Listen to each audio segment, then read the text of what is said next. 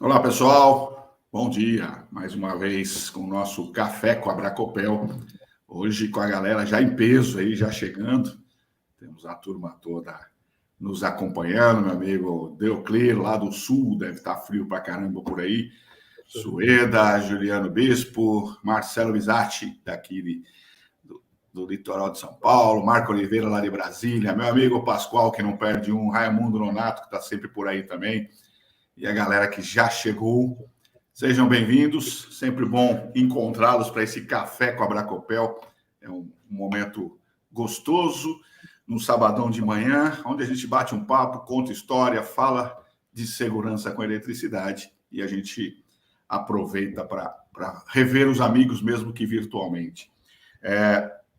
Lembrando que esse Café com a Bracopel, ele é gravado também e depois ele vai ser publicado, provavelmente na próxima semana ele é publicado no nosso canal de podcast. Então, se você perdeu outros, é só chegar e sentar no nosso podcast, acessar o nosso canal de podcast nas principais streamings da vida aí, não sei como é que chama, mas o Spotify é o principal deles aí, e você procura lá pela Bracopel, você vai poder assistir os anteriores aí, né? Max Mauro lá de Sergipe, terra boa. Sueda que chegou também batendo um papo aqui, o Juliano Bispo.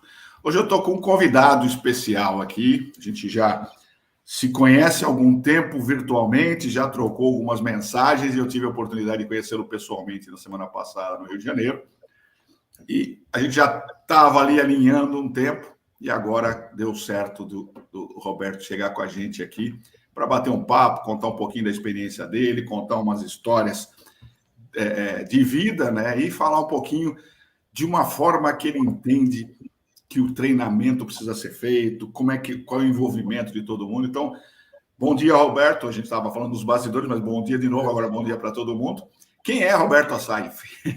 Bom dia a todos. Meu nome é Roberto Assaif, eu moro aqui no Rio de Janeiro. Sou engenheiro eletricista de formação básica, né? Sou engenheiro de segurança, engenheiro de produção, MBA em gestão de ensino. Enfim, a idade me levou a fazer um monte de treinamento, essa que é a verdade, né? Exato. E a gente estava conversando, né? A gente tem uma ideia sobre a assertividade dos treinamentos, né? A assertividade, não só de quem faz, mas como também de quem executa, né? E eu tinha passado por Edson há algum tempo essa ideia do arco e da flecha e do alvo. Eu acredito muito que quem elaborou as normas, quem elaborou essa norma, tinha um alvo a ser alcançado. Exato. E nessa abrangência que a norma tinha de atender os trabalhadores diretos, indiretos e em proximidade, acabou criando uma ementa muito pesada para determinados assuntos, né? Eu tenho turmas que tem engenheiro, tem pedreiro, tem servente, tem mecânico, né? Pessoal de automação. Como manter um pedreiro, um pedricista, né? Preso 40 horas falando sobre prontuário de instalações elétricas, técnicas de análise de risco. O que esta pessoa, esse profissional, não desmerecendo o profissional, mas qual é o poder de decisão que esse profissional vai ter dentro da empresa para chegar para a chefia dele e dizer: olha, a partir de amanhã a gente tem que começar a montar o nosso prontuário. A partir de amanhã a gente tem que começar a fazer análise preliminar de riscos. O pessoal vai rir na cara dele, né? Infelizmente, o que o mercado diz é: vai lá e faz. E ele vai fazer, porque ele tem família para manter. Então, eu acho que os treinamentos nossos, as nossas normas novas, deveriam focar o trabalhador direto, porque realmente é a pessoa que vai fazer a mudança. O direto, o indireto e o em proximidade, com emendas diferentes, mais rápidas. Para você sentir, eu não sei se... Eu lido muito com a indústria offshore também, né? Treinamento em indústria offshore. A NR37 tem um treinamento de CEP. Também tem um treinamento de CEP, mas um CEP de 16 horas. Voltado a instalações elétricas dentro da plataforma, instalações fixas. Nós precisamos falar para um pedrecista. Até o ladrão de cabo tinha que ter um curso específico para eles. Porque as coisas são muito disparadas. Inclusive, uma coisa que eu acho, Edson, as nossas normas, né, elas estão levando muito tempo para serem refeitas. Enquanto a NFPA 70E, todo ano a gente tem uma revisão, a gente leva 10 anos, 20 anos para fazer uma. As 18. tecnologias hoje Já está alteram em 2 anos. já Ou tá seja, fechando mesmo 18, indo para 19, né? A nossa tal da NR10, que ainda nem foi revisada aí. a NR10 nova, quando chegar, ela já vai chegar defasada, Já chega velha, né? já chega velha. Né? E isso dá um problema enorme, porque aí começa a criar esses cursinhos também, né? Um comércio de curso. Quem é que avalia os cursos? Quem é que avalia os instrutores que dão esses treinamentos? Sim, exatamente. Né? Quem avalia os próprios profissionais? Então, a gente estava conversando aqui no Rio, quando o Edson esteve aqui, sobre a importância, por exemplo, na Argentina, no Chile, nos Estados Unidos, um profissional da área elétrica não trabalha sem ter uma carteirinha dada por um órgão público e Exatamente. avaliado. Se o seguro chegar numa instalação de um desses profissionais e avaliar algum problema, ele vai ser chamado para reciclagem. E se for reincidente, ele perde o Ele perde o certificado. certificado, exatamente. E o próprio cliente, quando contrata, ele só vai contratar um profissional que tenha sido habilitado. Aqui a gente contrata, sem citar nomes, mas contrata o cara da esquina. O cara que Sim. tem a barraquinha de chaves vai fazer instalação de gás, hidráulica, elétrica dentro da sua casa. E Não é? sabe, Alberto, tem uma coisa né, que a gente vem. Você falou uma coisa interessante. Quem avalia o professor, né? O professor do curso de NR10? Quando a gente começou a Bracopel, né, vão quase 18 anos, em fevereiro do próximo ano faz 18 anos que a gente iniciou, a NR10 tinha acabado de ser publicada, ou seja, né, a NR10 foi publicada no Diário Oficial 8 de dezembro de 2004, a Bracopel nasceu dia 2 de fevereiro de 2005, ou seja, 2 meses depois a gente estava nascendo. Mas tinha um tempinho, toda adaptação, então uns 2 anos depois, mais ou menos, a gente foi chamado a fazer parte de um grupo com outras associações, né, principalmente associações de segurança do trabalho, então, agora eu não lembro o nome, mas Associação Paulista de Engenheiros de Segurança do Trabalho, e mais um monte que tinha por aí, Associação Brasileira, tudo, criaram uma organização de associações, que chamava OBEST, que era a Organização Brasileira das Entidades de Engenharia e de Segurança do Trabalho, e a Bracopel foi chamada para participar disso, só que assim, a Bracopel era a única especializada em elétrica, o resto era tudo geral. E, na época, uma das entidades, junto com a Bracopel, a gente desenvolveu a Associação Paulista de Engenharia de Segurança do Trabalho, a gente desenvolveu um roteiro para certificar os cursos, né, de NR10. Porque qual era a ideia? A ideia era o seguinte, né? Essa ideia continua até hoje, essa discussão continua até hoje. Quem pode ministrar o curso?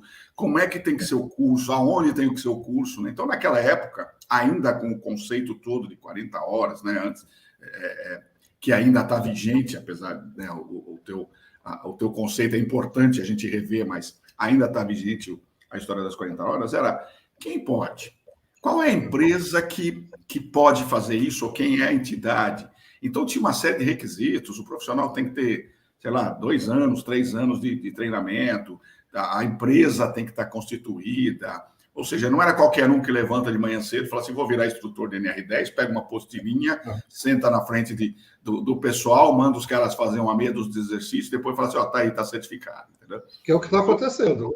Exatamente, porque acabou acontecendo isso, né? Porque se a gente parar para pensar, o que foi definido na norma não era o que aconteceu. O que foi definido na norma era, você tem uma situação, você vai contratar um profissional para aquela situação, então vai ter lá análise de risco para poder fazer, né,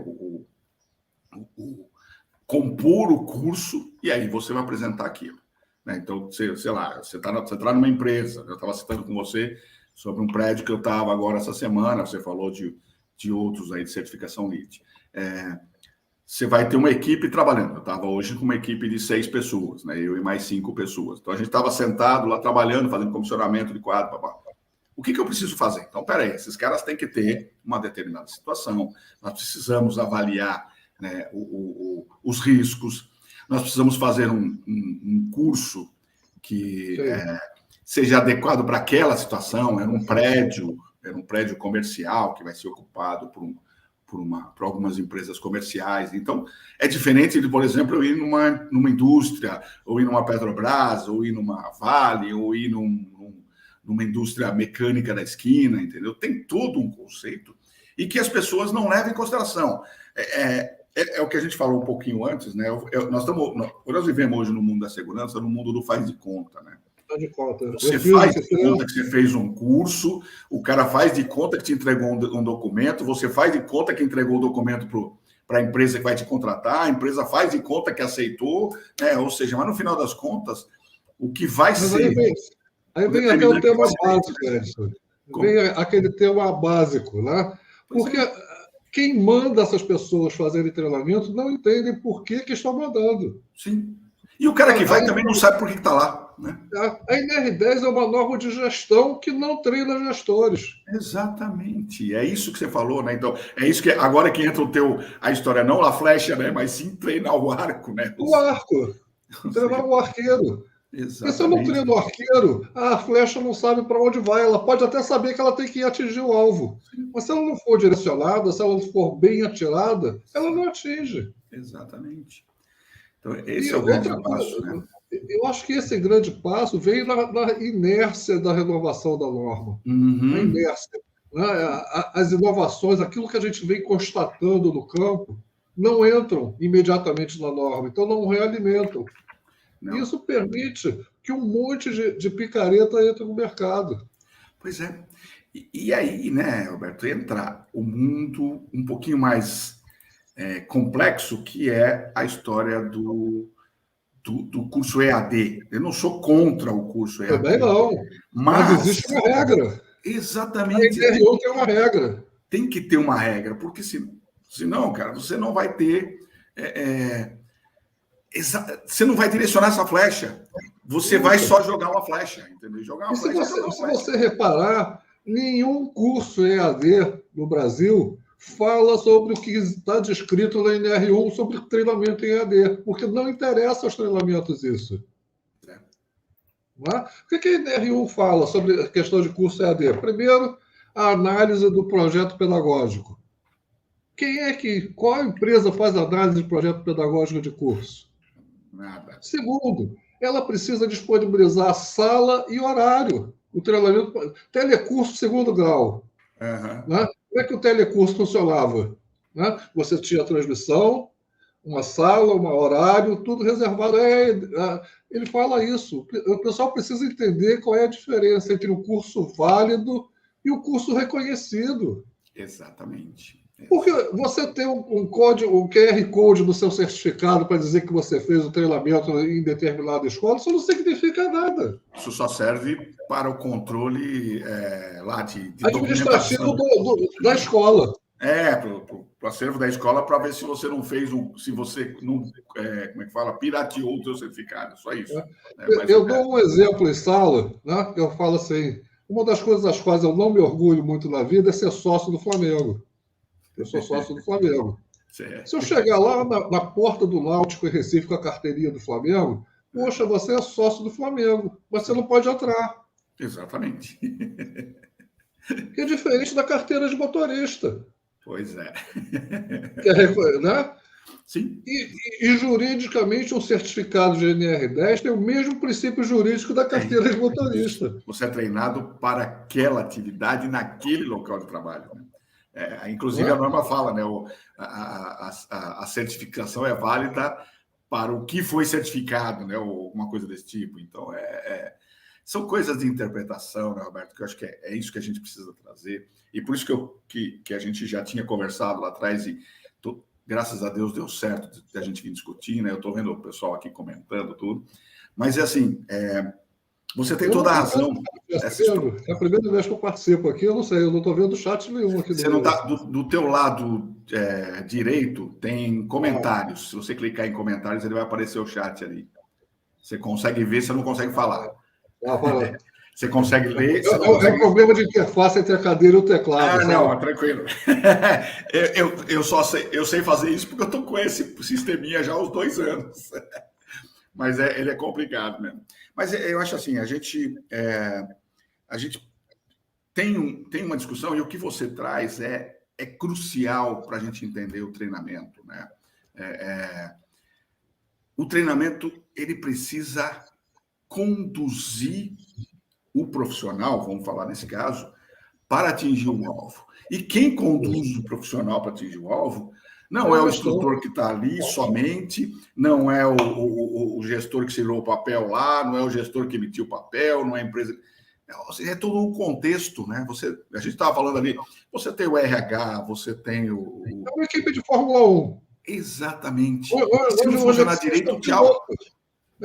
Ele é o piloto, ele é que vai fazer o trabalho. Mas para ele executar o trabalho dele, todo tem um suporte inteiro que está treinado e focado naquele assunto. Exatamente. O cara da telemetria tem que saber exatamente. A gente cansa de ver, né? Eu adoro Fórmula 1 e eu assisto muito.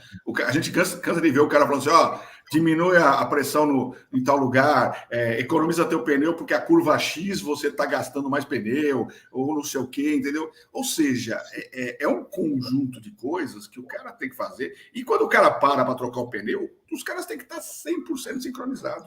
Porque uma falha, a gente cansa de ver, mata a corrida do cara, né?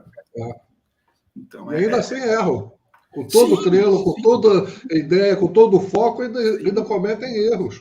Então, a gente precisa mesmo ter essa visão, né? E eu volto a falar a história do faz de conta, né? Nós vivemos hoje no mundo do faz de conta, pensando na situação. Eu vou citar um exemplo, sem falar os nomes e tudo, né?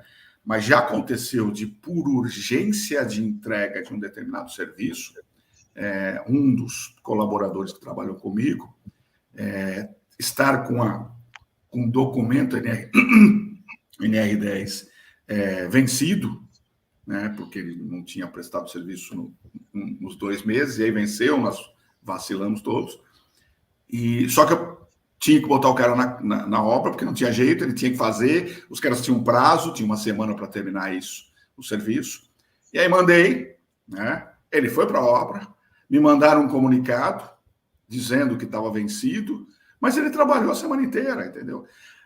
Aí você vê 2 situações. Vamos lá. Primeiro, ele ter o certificado dele NR10 vencido não significa que esqueceu o que tinha que fazer. Então, esse é o primeiro passo. Nem a carteira de motorista vencida, não quer dizer que ele deixou de ser motorista. Você esqueceu como é que dirige, né? E o segundo ponto é a história do faz de conta, né? Então, deixa para lá, porque agora eu tenho pressa, eu preciso que o cara faça isso aqui, entendeu?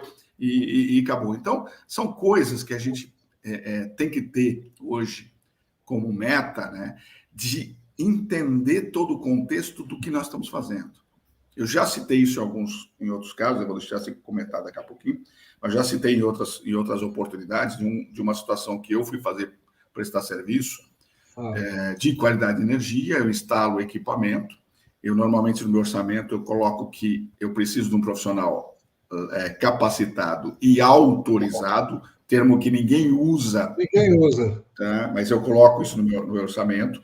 Eu preciso de um profissional capacitado e autorizado para conectar as garras, né, as sondas de tensão e corrente do equipamento de analisador de qualidade de energia.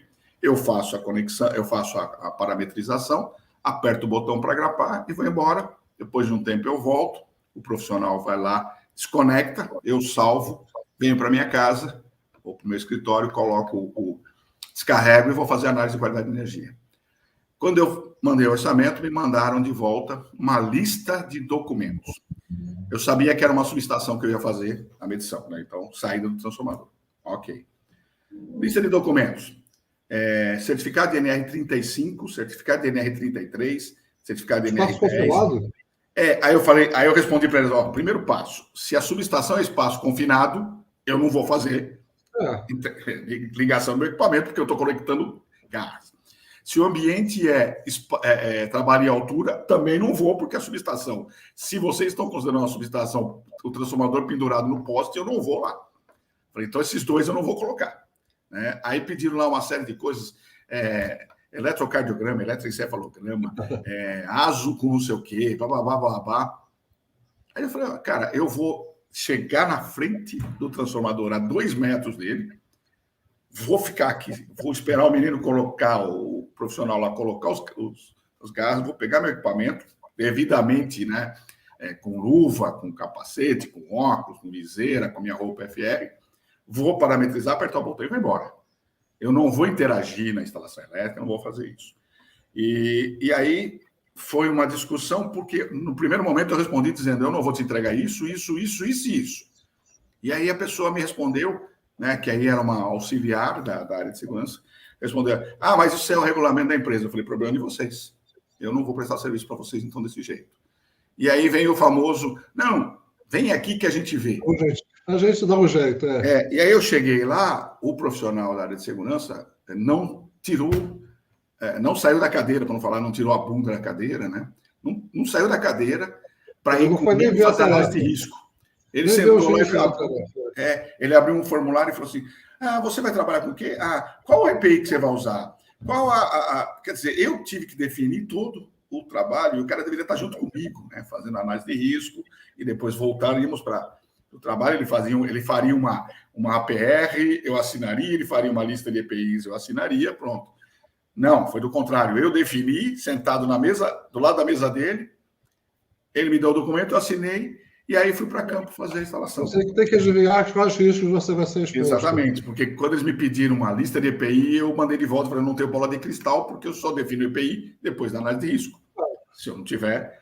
E aí fiz o trabalho, passou 2 meses depois, morreu um garoto dentro da subestação, porque numa parada energizaram a subestação e o menino estava lá dentro, acabou morrendo. Então, são situações que eu digo papel, que a gente precisa mudar. Essa gestão das empresas não tem entendido por que precisa de determinados documentos. Sim. Algumas empresas estão assumindo práticas ilegais e imorais a só aceitar o profissional para ser contratado se já vier com os treinamentos feitos. Isso é ilegal. É ilegal. Além de ser ilegal, é imoral, porque a pessoa está há 2, 3 anos desempregada. Sim. Tem que gastar 2, 3 mil reais para fazer o investimento em certificado. Então, isso é ilegal e é imoral. Exatamente. As indústrias grandes não fazem isso, mas as pequenas empresas e médias empresas estão fazendo isso cada vez mais. E os profissionais estão acreditando que isso é verdade. Eles têm que fazer o treinamento em DR10 para poder se candidatar a uma vaga, isso não é verdade. E isso tem sido incentivado pelas próprias empresas de ensino. Aí você fala de grande, Roberto, mas, cara, eu fui fazer um treinamento de qualidade de energia dentro da sala, né, do cliente, numa empresa, numa mineradora. E aí veio o tal do portal. Agora é assim, tudo é portal. E aí você tem que subir um monte de documento, um monte de número, um monte de coisa, senão você não segue, porque se você não colocar aquele documento, ele não passa para o próximo, e assim por diante. Para você ter uma ideia, Roberto, os caras me pediram o número de certificado de reservista. Cara, eu estou com 58 anos de idade. Eu fui dispensado, né, por excesso de contingente. Eu morava numa cidade pequena. Faz 40 anos que eu fui dispensado. O cara pede o número da minha reservista, a data do meu RG. Ninguém mais usa RG. Né? Hoje em dia você usa CNH ou a carteira do CREA. Né? Então ninguém usa mais. O cara queria lá o número do RG, a data de emissão do RG. Né? Eu lembro que eu estava em trânsito, acho que eu comentei isso dentro do seminário lá no Rio, eu estava em trânsito, e aí a minha irmã que estava fazendo essas inserções, aquelas coisas todas, ela falou, qual a data? Eu falei, cara, eu lembro que eu tirei em 78. Falei, coloca aí 1/10 de 1978 e ponto. Ninguém vai checar isso. Ninguém vai conferir. Exatamente. E foi o que aconteceu, né? Ou seja, ninguém checou nada, ninguém viu nada. Então, qualquer coisa... Solicitações inúteis geram atitudes inúteis. Exatamente. Então, você tem que... isso precisa mudar. Então, é a história voltando, né, no conceito que a gente trouxe aqui, que é a história de treinar o arqueiro e não a flecha, né? Você pegou a época do cinto de segurança dos carros? Sim, sim, sim. Opa. Nenhum brasileiro usava cinto de segurança. Mas a lei, a força, a imposição da lei criou o hábito. Sim. Eu lembro, Roberto... E a nossa lei é muito frouxa. Sim. Eu tenho uma história muito interessante sobre cinto de segurança, porque eu morava na beira da rodovia Anchieta, em São Paulo, né? E trabalhava em São Paulo, então eu pegava a rodovia Anchieta, que era uma rodovia, para ir para São Paulo trabalhar. E você vai lembrar que a obrigatoriedade do cinto de segurança começou nas estradas antes das cidades. Antes da cidade. Um ano e pouco. Então, o que eu fazia? Quando começou a obrigatoriedade, eu coloquei na minha cabeça o seguinte: eu saio de casa, já ponho o cinto, porque se eu entrar na estrada eu vou acabar esquecendo, né? E até a empresa, porque eu já estava com o cinto, é bom, é seguro, e fui até a empresa. E quando eu saía da empresa, eu já botava o cinto e vinha com ele, porque eu falei, se eu vou chegar na estrada, eu vou acabar esquecendo, então já punha. E virou hábito, né? Então, por um ano e meio, acho que era antes disso, eu colocava e virou hábito para mim. Então, eu já não saía de casa sem eu colocar o cinto. No dia que virou obrigatoriedade na cidade, teve uma semana, 15 dias de aquele adaptação, nós não vamos multar, não sei o quê. Eu passei a começar a observar as pessoas, né? Eu chegava na cidade, entrava em São Paulo, terminando a rodovia do Anchieta em São Paulo, parava no semáforo, eu olhava os carros em volta, todo mundo sem cinto. E já tinha começado, né, a obrigatoriedade, mas tinha um prazo. Então, um dia, 2 dias, 3 dias, eu sempre olhava o pessoal, todos os semáforos que eu parava, olhava, ninguém de cinto e eu de cinto. No dia que disse, a partir de hoje, a partir de amanhã, você vai ser multado, se não tiver, eu parei no semáforo, todo mundo de cinto. Todo mundo de cinto. Caramba, não é na segurança, era a obrigatoriedade, né? É a legislação que você fala. Legislação. Então, ou seja, o brasileiro não entende que é importante a segurança, ele só impõe. E a nossa lei, quer dizer, quando eu falo nas minhas turmas, né, sobre que a NR10 é uma lei, eles já acham isso estranho. E aí eu pergunto, nós somos eletricistas, nós somos profissionais, quem já leu a lei? Quem já leu a lei que regula a nossa profissão? O nosso trabalho é regulado por uma lei que nunca ninguém leu. E aí eu fiz uma pergunta uma vez, logo no início, né, que a gente pergunta o que você faz, o que você não faz, aí se apresentou um engenheiro eletricista. E já veio uma grande bobagem, né? Porque o engenheiro eletricista é a pessoa que tem autorização para fazer o treinamento, dar treinamento para outros, e a empresa também não precisava pedir o certificado dele. Mas ok. E ele me perguntou o que era a NR10, que ele nunca tinha ouvido falar. Aí eu pensei, esta pessoa tem uma autorização jurídica para capacitar outros profissionais sobre um assunto ao qual ele nunca leu. Que tipo de profissional? Aí você pergunta para os profissionais que foram treinados por esse tipo de profissionais, pergunta qual é o objetivo do NR10. Eles vão te dizer usar a EPI. Usar a EPI. Essa forma é a que diz que é para a gente trabalhar com a EPI. E não é isso, o objetivo é outro. O objetivo da NR10 é outro. Muito além, muito além. E quando você fala, né? Quando você chega numa empresa de menor porte, tudo, e aí, vocês estão adequados à NR10? Estamos, todo mundo está treinado. Treinar é um item de 99, né? Então é isso que o pessoal não entende. Eu pergunto às vezes na sala, vou dar uma de auditor fiscal aqui na empresa de vocês. Aonde está o prontuário da empresa de vocês? Ninguém nunca ouviu falar disso. Nem sabiam que estavam sujeitos a multa. E uma multa que, infelizmente, não é uma multa pesada. Se a gente fosse fazer um cálculo na NR28, tá, e botar todos os itens, já R$79 mil. Aplica os R$79 mil de multa para ver se o pessoal não começa a aprender o que é o prontuário. Exatamente. Ou usa NR3 para interditar a instalação. Pois é. Tem coisas, né? Então, de novo, por isso que é importante, por isso que eu acho que o que você traz, né, de conceito, é importante, que essa história de treinar o arqueiro e não a flecha. Eu vou voltar, sempre vou repetir isso, porque a gente vai usar isso muito. Eu vou pegar essa licença poética sua e nós vamos usar isso para Bracopel muito arqueiro, tempo. flecha e alvo. Exatamente.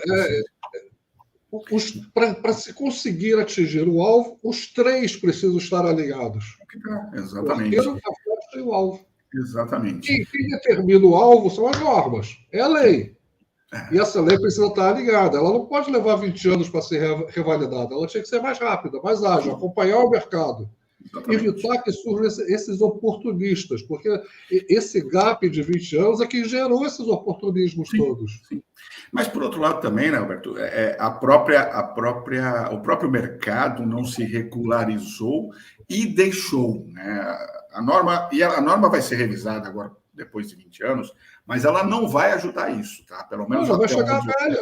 Ela vai continuar igual, ou seja, o que a gente precisa é ter a consciência das pessoas que estão contratando, que estão falando. Exato. E eu tenho uma coisa muito interessante. A carteirinha é legal. Por isso que aquela carteirinha que a Argentina usa é legal. Sim, exatamente. Porque tanto o contratante quanto o contratado sabe que se não obedecer, o seguro não paga. Pois é.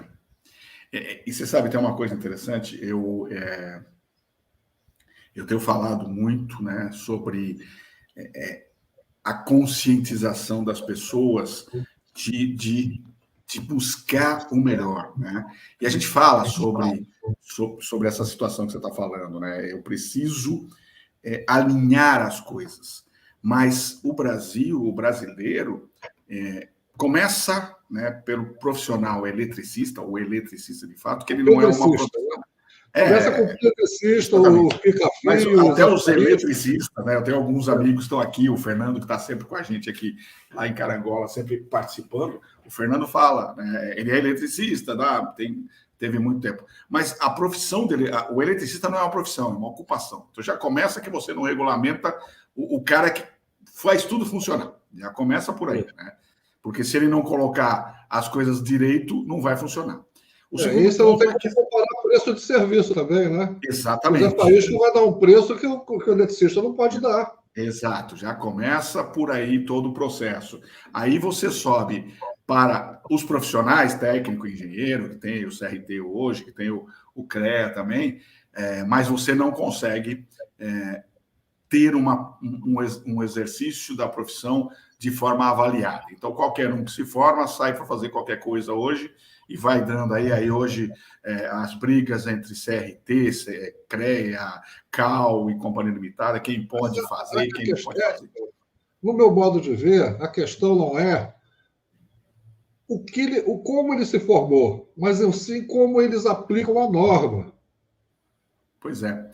E tem que ser seguido é a norma. Se é um engenheiro civil que está fazendo uma subestação, mas ele está seguindo rigorosamente a norma, por que não aceitar? Esse é o detalhe, exatamente. Eu também sou a favor disso, lógico que a gente tem umas restrições por conta de aprender, mas é o que você falou, ou seja, o problema não está no profissional A, B ou C, está no profissional saber fazer de forma correta.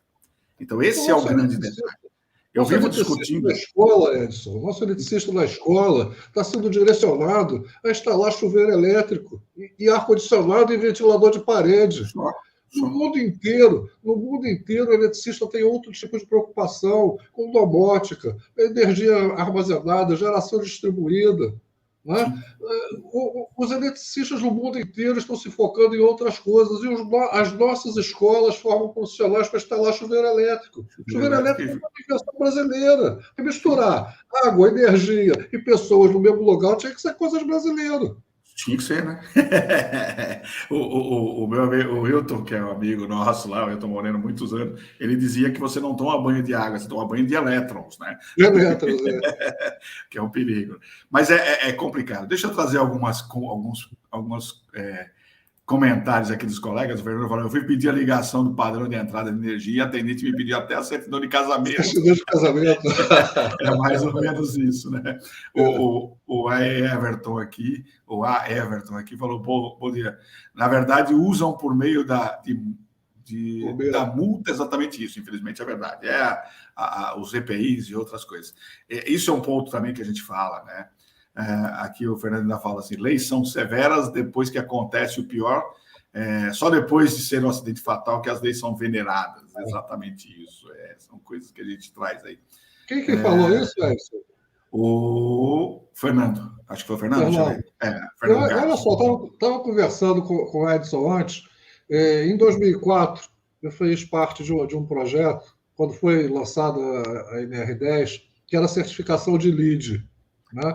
E, nossa senhora, quando eu li a norma, eu vi, nossa, eu posso implementar isso. E aí eu convenci a direção, a gerente, porque a empresa toda estava muito envolvida na certificação. Sim. Então, em vez de eu falar com os eletricistas, que nenhum tinha capacitação, não tinha nenhum eletricista, era tudo pedricista. Sim. Tá? Eu conversei o gerente, o diretor, o gerente de engenharia, a parte de almoxarifado, toda a logística da empresa. Então, toda a empresa se empenhou em fazer aquilo. E aí, quando a empresa estava empenhada, nós chegamos aos treinamentos de capacitação dos eletricistas.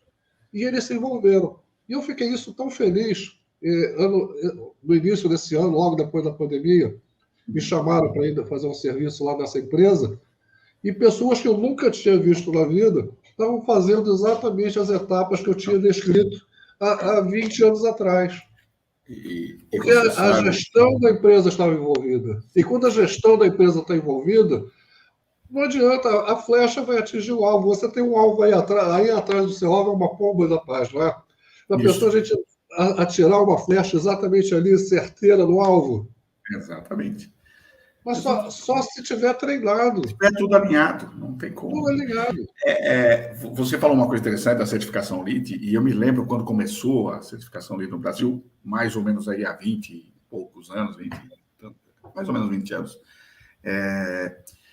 Eu sou velho, hein? Só um pouquinho.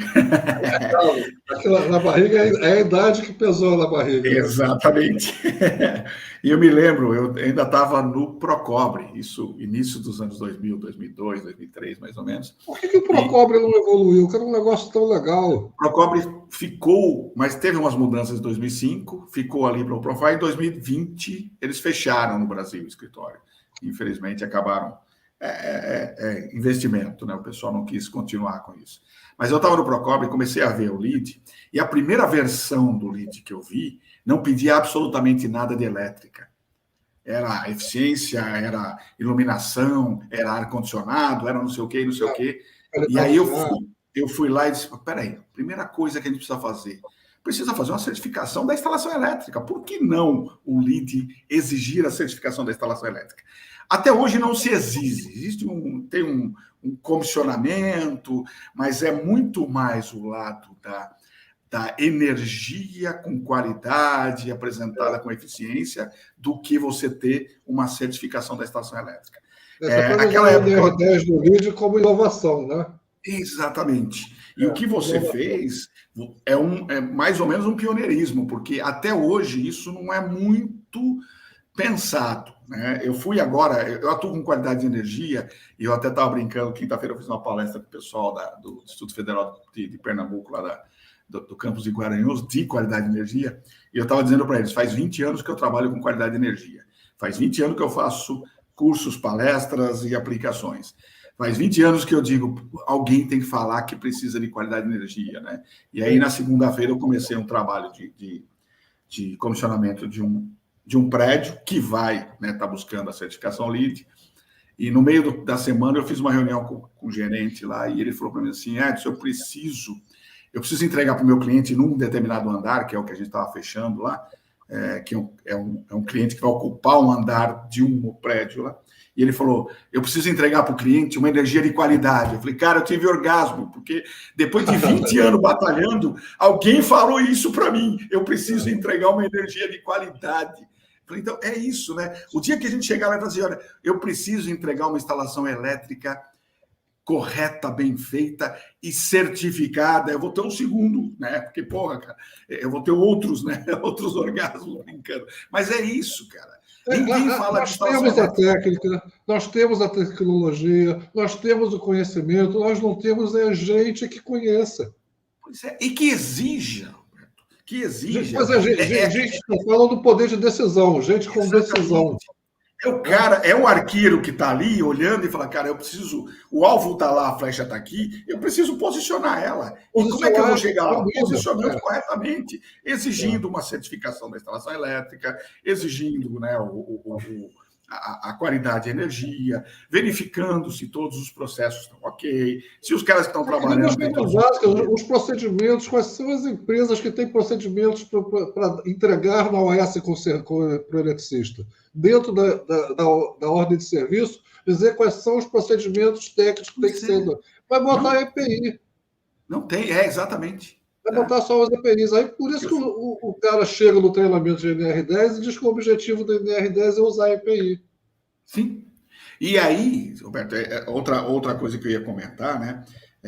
Inclusive dessa, mas várias outras situações, você vai fazer serviço nas empresas, você tem lá o tal da integração, né? E aí, cheguei na segunda-feira é um prédio comercial que está sendo construído, vai ser entregue. Cheguei na segunda-feira nesse prédio, vamos fazer a integração. Então, a engenheira, a técnica de segurança do trabalho, fazendo uma integração até muito boa, 2 horas de integração, porque na maioria das vezes assiste um videozinho e vai trabalhar, né? Então, muito bom, muito legal tudo. Mas aí vem aquele papo. Falou de trabalho em altura, falou de fogo, de risco de trabalhar com esmerilhadeira, bichadeira, bababá. Quando chega na elétrica, assim, o pessoal que vai trabalhar de elétrica, que ela sabia que era só nós ali, nós éramos em 6, né? Vocês que vão trabalhar com elétrica, tem que ver aí, tem os procedimentos da NR10, tem os cuidados da NR10, as roupas e os EPIs que vocês têm que usar, né? E vamos falar de trabalho... Entendeu? Ou seja, o pessoal da área de segurança do trabalho não conhece elétrica. E se não conhece elétrica, foge da elétrica. Então, nesse momento, e aí eu vi, né, Roberto, durante essa semana, a gente estava fazendo comissionamento, lógico, quadros desenergizados. Só que tem um pequeno detalhe, cara, nós éramos uma equipe e tinha mais 3 equipes de elétrica, um fazendo instalação, o outro fazendo instalação de no-break, o outro ligando não sei o quê.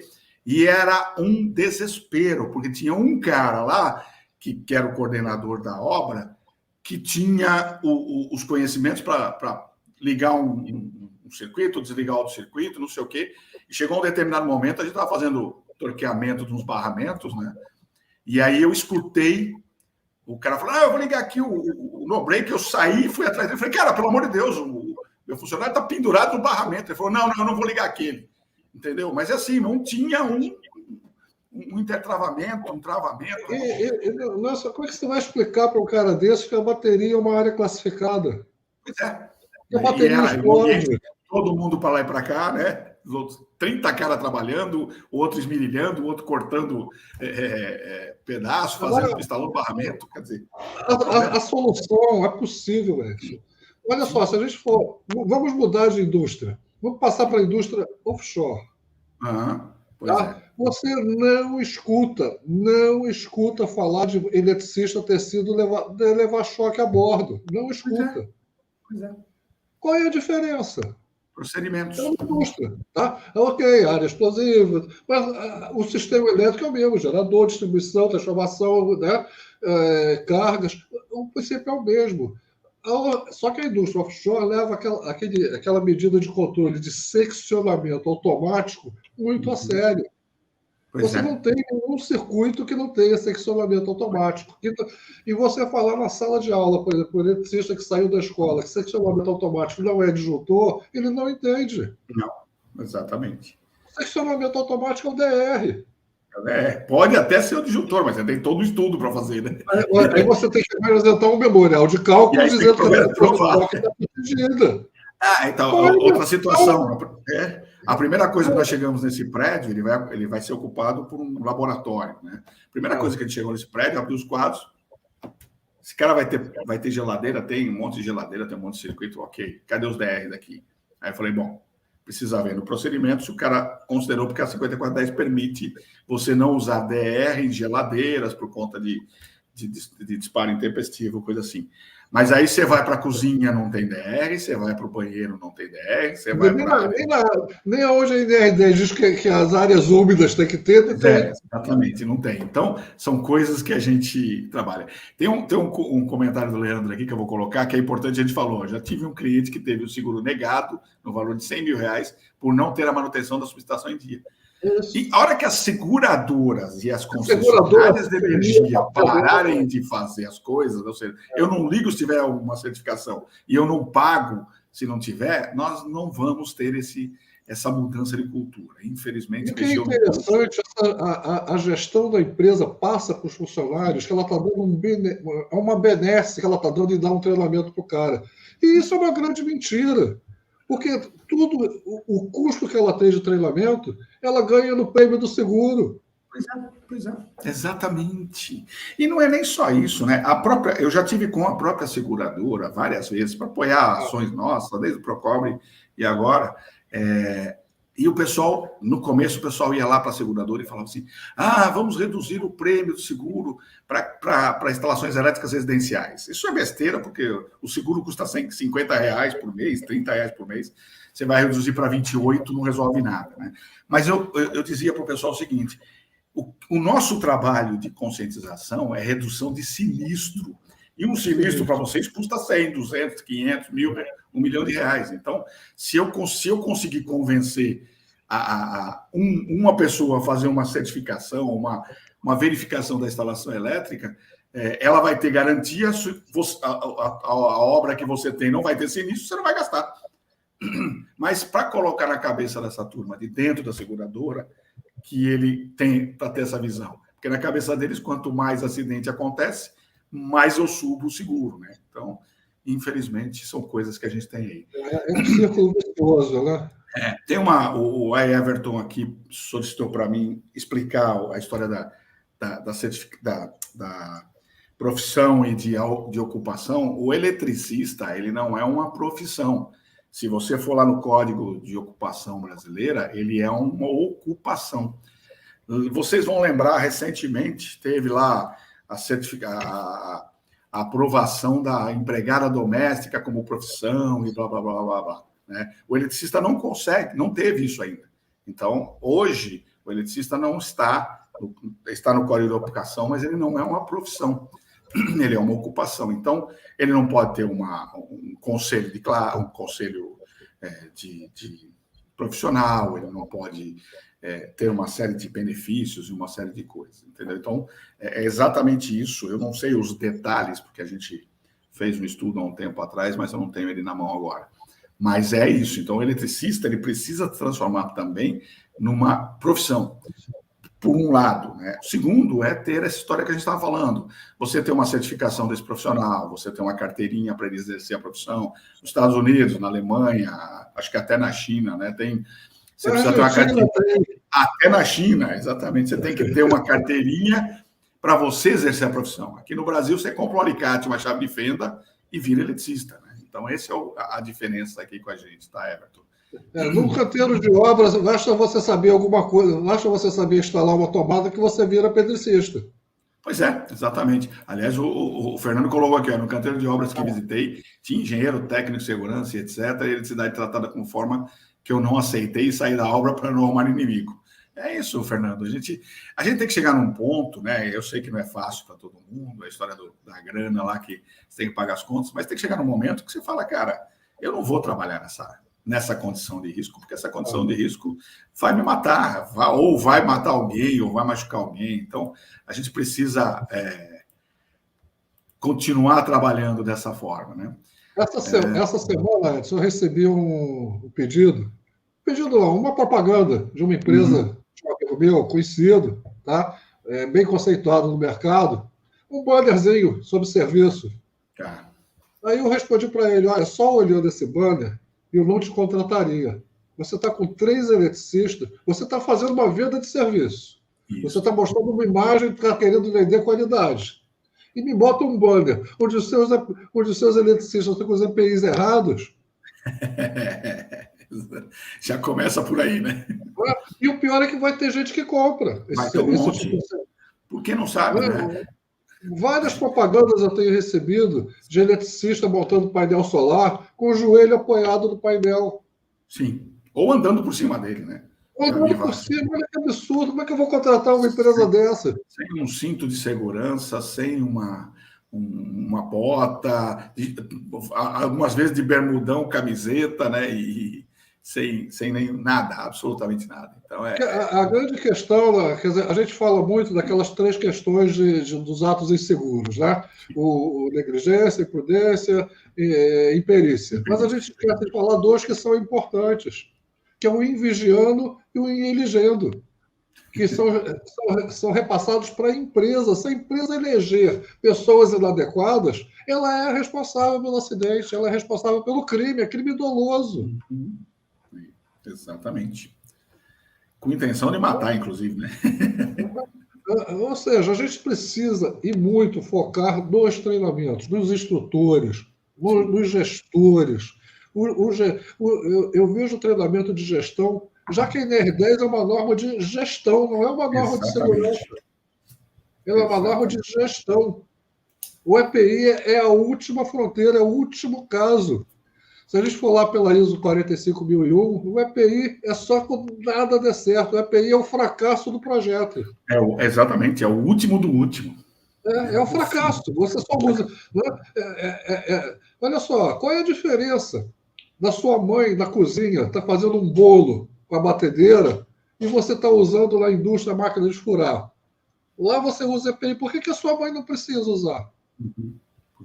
Porque todas as medidas de controle foram tomadas. O que é importante são as medidas de controle coletivo. É isso que permite que a gente esteja sentado aqui conversando sem EPI. Sim.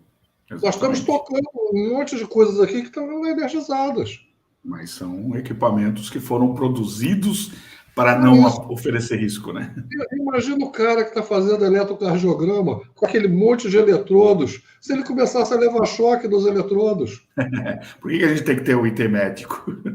Justamente por causa disso, né? Uma falha, uma falta, né? Você vai reduzir essa tensão, vai alertar e vai tomar. Essa é a grande vantagem da instalação offshore.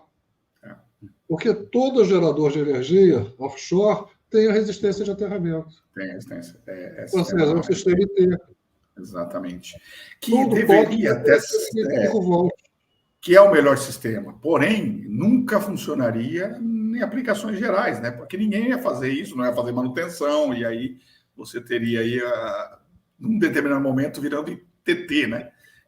E aí você teria um problema sério. Eu acho que a tendência, Edson, é que acabe sendo IT, porque os espaços de infraestrutura estão cada vez se reduzindo mais.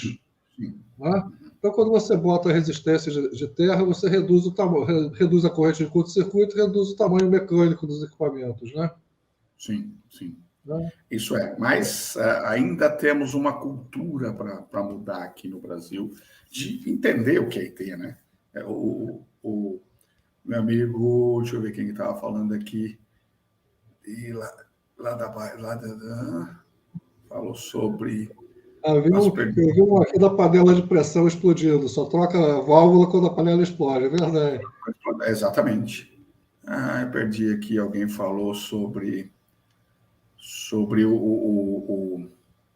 a corrente de falta. Tá aqui, o João Marques.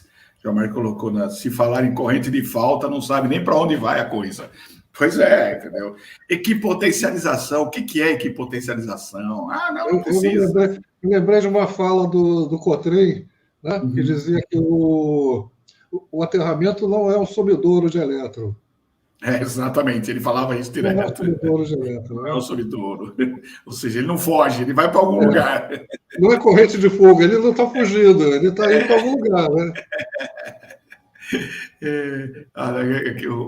O voo de instalação que falou, né? Eu já ouvi que tenho tantos anos e ninguém nunca morreu eletrocutado aqui em casa, isso logo depois que deu falar que sou IDR. Pois é, filho, mas eu sempre digo o seguinte, a eletricidade, ela é traiçoeira, e o dia que ela te pegar é uma vez só. Eu estava nessa obra e aí eu comecei a comentar com uma das técnicas de segurança do trabalho. A gente estava usando uma sala de reunião da engenharia e ela estava ali fazendo um serviço, e eu fiquei sentado ali, comecei a falar da Bracopel para ela, né? Ela é técnica de segurança da obra, lá tudo, e eu falei, você já ouviu falar da Bracopel? Não. Aí peguei meu cartão e falei, dá uma olhada na Bracopel, entra lá, tem bastante coisa, de eletricidade, bababá, bababá.